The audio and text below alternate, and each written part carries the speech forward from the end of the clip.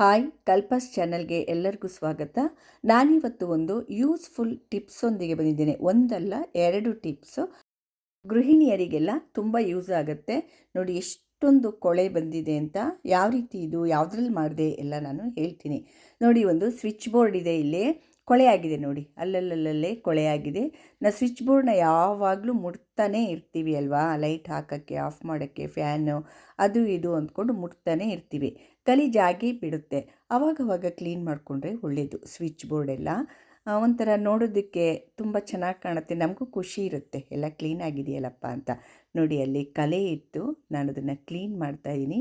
ಎಷ್ಟು ಚೆನ್ನಾಗಿ ಹೋಯ್ತು ನೋಡಿ, ಇಲ್ಲಿ ಕಲೆ ಇತ್ತಲ್ವ, ಅದು ಎಷ್ಟು ಚೆನ್ನಾಗಿ ಹೋಯ್ತು. ಕೆಳಗೂ ಕೂಡ ನೋಡಿ ಅದು ಕಲೆ ಇದೆ, ಅದು ಕೂಡ ಸ್ವಲ್ಪ ಜಾಸ್ತಿ ಕಲೆ ಇದ್ದರೆ ಸ್ವಲ್ಪ ತಿಕ್ಕಿ ಈ ರೀತಿ ಇದು ಮಾಡಿ.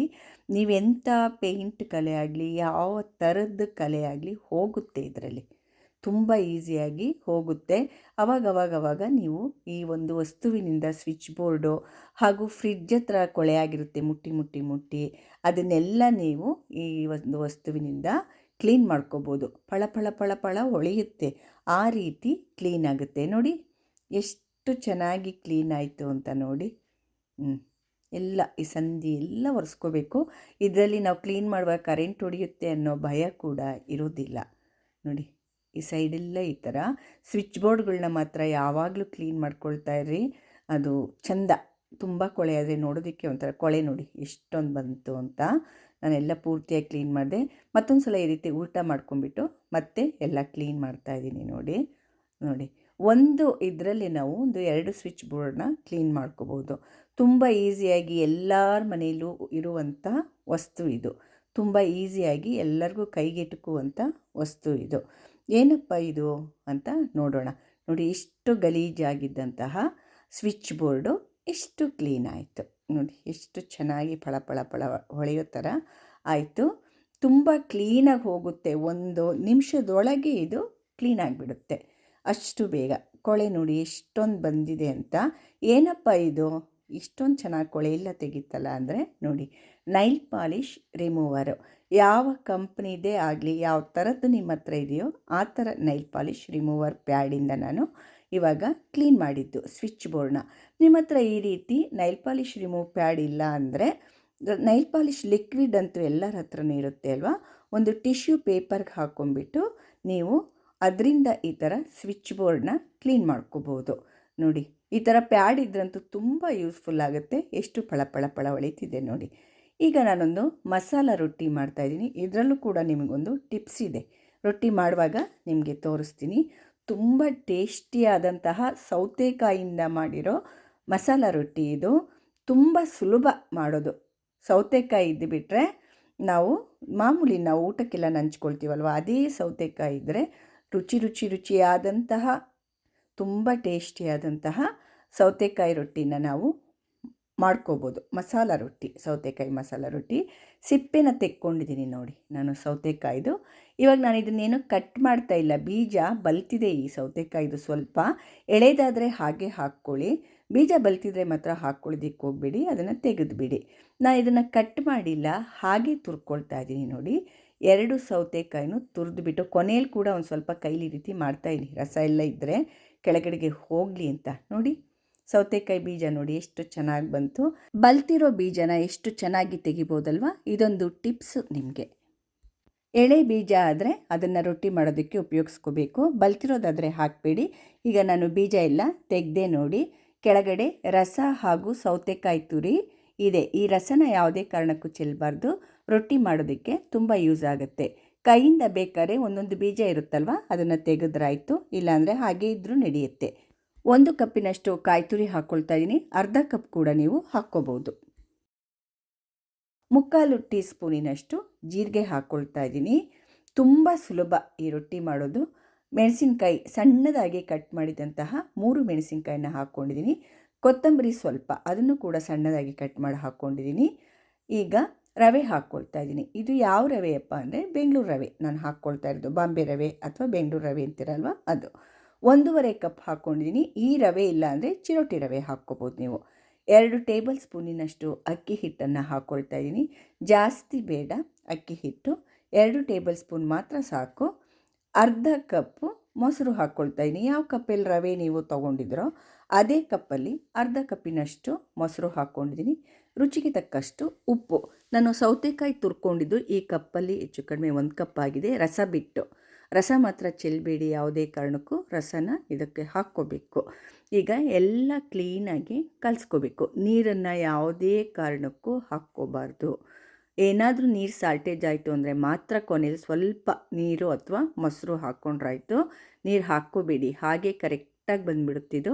ನೋಡಿ, ಇಷ್ಟು ಸ್ಮೂತಾಗಿ ಇರಬೇಕು. ಈ ಹಿಟ್ಟು ಇಷ್ಟು ಸ್ಮೂತಾಗಿ ಇರಬೇಕು. ಇದನ್ನು ಇವಾಗ ಸಡನ್ನಾಗಿ ನಾವು ಮಸಾಲ ರೊಟ್ಟಿ ಮಾಡೋದಕ್ಕೆ ಹೋಗಬಾರ್ದು. ಇದನ್ನು ಅರ್ಧ ಗಂಟೆ ನಾನು ಮುಚ್ಚಿ ಇಟ್ಬಿಡ್ತೀನಿ. 20 ನಿಮಿಷ ಅಥವಾ ಅರ್ಧ ಗಂಟೆ ಮುಚ್ಚಿಟ್ಬಿಡಬೇಕು. ನೋಡಿ, 20 ನಿಮಿಷ ನಾನು ಇಟ್ಟಿದ್ದೆ ಹಾಗೆ. ಇವಾಗ ಮುಚ್ಚಳ ತೆಗಿತಾ ಇದ್ದೀನಿ. ನೋಡಿ, ಕರೆಕ್ಟಾಗಿ ನೆಂದಿದೆ. ನೋಡಿ, ಇದೇ ಥರ ಇರಬೇಕು. ತುಂಬ ಗಟ್ಟಿನೂ ಆಗಬಾರ್ದು, ತುಂಬ ತೆಳುನೂ ಆಗಬಾರ್ದು, ಸಮವಾಗಿ ಕರೆಕ್ಟಾಗಿದೆ. ನಾನಿಲ್ಲಿ ಒಂದು ಬಟರ್ ಪೇಪರ್ ಇಟ್ಕೊಂಡಿದ್ದೀನಿ ರೊಟ್ಟಿ ಮಾಡೋದಕ್ಕೋಸ್ಕರ. ಬಟರ್ ಪೇಪರ್ ಇಲ್ಲ ಅಂದರೆ ಬಾಳೆದೆಲೆ ಮೇಲೆ ಮಾಡ್ಬೋದು, ಅಥವಾ ಪ್ಲಾಸ್ಟಿಕ್ ಕವರ್ ಇರುತ್ತೆ ಅಲ್ವಾ, ಎಣ್ಣೆ ಕವರ್, ಅಥವಾ ನಾವು ಒಬ್ಬಟ್ಟು ಮಾಡ್ತೀವಲ್ಲ ಅದ್ರ ಮೇಲೆ ಕೂಡ ಈ ರೊಟ್ಟಿನ ಮಾಡ್ಕೋಬೋದು. ನಾನು ನೋಡಿ ಅಷ್ಟು ದಪ್ಪ ಉಂಡೆ ತೊಗೊಂಡು ರೊಟ್ಟಿನ ತಟ್ತಾ ಇದ್ದೀನಿ. ಕೈಯಲ್ಲಿ ಈ ರೀತಿ ಈಸಿಯಾಗಿ ತೊಟ್ಕೊಂಡ್ಬಿಡ್ಬೋದು. ಇದ್ರ ಮೇಲೊಂದು ಪ್ಲಾಸ್ಟಿಕ್ ಹಾಳೆ ಹಾಕೋದು ಆ ರೀತಿಯೆಲ್ಲ ಏನು ಬೇಡ. ಕೈಯಲ್ಲೇ ಈ ರೀತಿಯಾಗಿ ಈಸಿಯಾಗಿ ತೊಟ್ಕೋಬೋದು. ನೋಡಿ, ಪುಟ್ಟಾಗಿ ತೊಟ್ಕೊಳ್ತಾ ಇದ್ದೀನಿ. ನೀವು ಅಗಲವಾಗಿ ಬೇಕಾದರೂ ಮಾಡ್ಕೋಬೋದು. ನೋಡಿ, ಟಿಶ್ಯೂ ಪೇಪರ್ನೇ ನಾನು ಈ ರೀತಿ ಕಾವಲಿ ಕಾಯ್ದಿದೆ ಅದ್ರ ಮೇಲೆ ಹಾಕಿದ್ದೀನಿ. ಸ್ವಲ್ಪ ಹೊತ್ತು ಬಿಟ್ಟ ನಂತರ ಈ ರೀತಿ ತೆಗೆದ್ರೆ ಟಿಶ್ಯೂ ಕ್ಲೀನಾಗಿ ಆಚೆ ಬಂದುಬಿಡುತ್ತೆ. ಮೀಡಿಯಮ್ ಫ್ಲೇಮ್ನಲ್ಲೇ ನೀವು ರೊಟ್ಟಿನ ಬೇಯಿಸ್ಕೊಳ್ಳಿ. ಪ್ಲಾಸ್ಟಿಕ್ ಹಾಳೆ ಮೇಲೇನಾದ್ರು ನೀವು ತಟ್ಟೋದಾದರೆ ರೊಟ್ಟಿ ಎಷ್ಟು ಅಗಲ ಮಾಡ್ಕೊಳ್ತೀರೋ ಅಷ್ಟೇ ಅಗಲ ಪ್ಲಾಸ್ಟಿಕ್ ಕವರ್ನ ನೀವು ರೊಟ್ಟಿ ಎಷ್ಟು ಅಗಲ ಹಾಕ್ತಿರೋ ಅಷ್ಟು ಅಗಲ ಕಟ್ ಮಾಡಿಕೊಂಡು ಅಷ್ಟೇ ಅಗಲ ರೊಟ್ಟಿ ಹಾಕಿಬಿಟ್ಟು ಹಾಗೆ ಹಾಕಬೇಕು. ಇಲ್ಲಾಂದರೆ ಎಲ್ಲ ಒಂಥರ ಪ್ಲಾಸ್ಟಿಕ್ ಕವರ್ ಎಲ್ಲ ಅಂಟ್ಕೊಂಡ್ಬಿಡತ್ತೆ ಇದಕ್ಕೆ ಕಾವಲಿಗೆ. ಈಗ ನೋಡಿ, ಎಣ್ಣೆ ಸವರ್ಕೊಳ್ತಾ ಇದ್ದೀನಿ.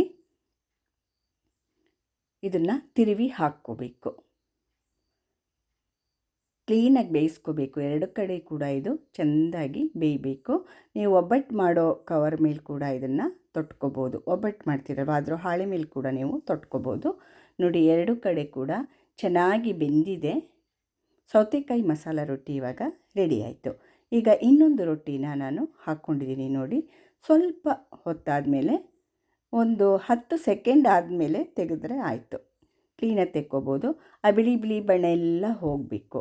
ಅಲ್ಲಿ ತನಕ ಸುಮ್ಮನಿದ್ದು ಸ್ವಲ್ಪ ಎಣ್ಣೆ ಅಥವಾ ತುಪ್ಪ ಎರಡರಲ್ಲೊಂದನ್ನು ಈ ರೀತಿ ಹಚ್ಕೋಬೇಕು. ಆಮೇಲೆ ತಿರುವಿ ಹಾಕ್ಕೋಬೇಕು. ನೋಡಿ, ಈ ಥರ ತಿರುವಿ ಹಾಕ್ಕೊಂಡು ಆ ಕಡೆ ಕೂಡ ಕ್ಲೀನಾಗಿ ಬೇಯಿಸ್ಕೋಬೇಕು. ಈ ಕಡೆ ಕೂಡ ನೀವು ಸ್ವಲ್ಪ ಎಣ್ಣೆ ಅಥವಾ ತುಪ್ಪ ಹಚ್ಕೋಬೋದು. ಆಪ್ಷನಲ್ಲು ಎಣ್ಣೆ ತುಪ್ಪ ಹಚ್ಚೋದು ಬೇಕಿದ್ದರೆ ಹಚ್ಕೊಳ್ಳಿ, ಇಲ್ಲ ಅಂದರೆ ಬೇಡ. ಕೆಲವರು ಡಯೆಟ್ ಮಾಡೋರೆಲ್ಲ ಇರ್ತೀರ ಅಲ್ವಾ, ಅವ್ರು ತಿನ್ನೋದೇ ಇಲ್ಲ ಎಣ್ಣೆ ತುಪ್ಪ ಎಲ್ಲ, ಹಾಗೆ ಕೂಡ ಬೇಯಿಸ್ಕೊಂಡು ತಿನ್ಬೋದು. ಇದು ಡಯೆಟ್ಗೆಲ್ಲ ಈ ಥರ ಫುಡ್ಡೆಲ್ಲ ತುಂಬ ಒಳ್ಳೆಯದು. ಈ ಥರ ರೊಟ್ಟಿಗಳೆಲ್ಲ ಮಾಡ್ಕೊಳ್ಳಿ, ತುಂಬ ಚೆನ್ನಾಗಿರುತ್ತೆ, ಟೇಸ್ಟಿಯಾಗಿರುತ್ತೆ. ಈಗ ಸೌತೆಕಾಯಿ ರೊಟ್ಟಿ ರೆಡಿ ಆಯಿತು. ನೋಡಿ, ನಾನು ತೊಗೊಂಡಿದ್ರಲ್ಲಿ 10ರಿಂದ 11 ರೊಟ್ಟಿ ಆಯಿತು. ಈ ಥರದ್ದು ತುಂಬ ಟೇಸ್ಟಿಯಾಗಿರುತ್ತೆ. ಹಾಗೆ ತಿಂದ್ಬಿಡ್ಬೋದು ಇದನ್ನು. ಇವಾಗ ನಾನು ಸರ್ವ್ ಮಾಡ್ತಾಯಿದ್ದೀನಿ. ನೋಡಿ, ರೊಟ್ಟಿ ಹಾಕ್ಕೊಳ್ತಾ ಇದ್ದೀನಿ.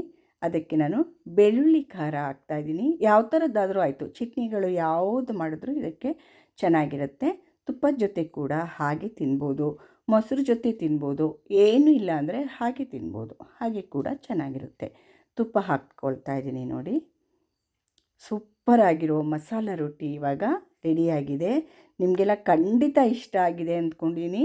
ಈ ಮಸಾಲ ರೊಟ್ಟಿ ಹಾಗೂ ಸೌತೆಕಾಯಿ ಬೀಜ ಯಾವ ರೀತಿ ಈಸಿಯಾಗಿ ತೆಗೆಯೋದು ಮತ್ತು ಸ್ವಿಚ್ ಬೋರ್ಡ್ ಯಾವ ರೀತಿ ಕ್ಲೀನ್ ಮಾಡೋದು, ಇದೆಲ್ಲ ನಿಮಗೆ ತುಂಬ ಇಷ್ಟ ಆಗಿದೆ ಅಂದ್ಕೊಂಡಿದ್ದೀನಿ.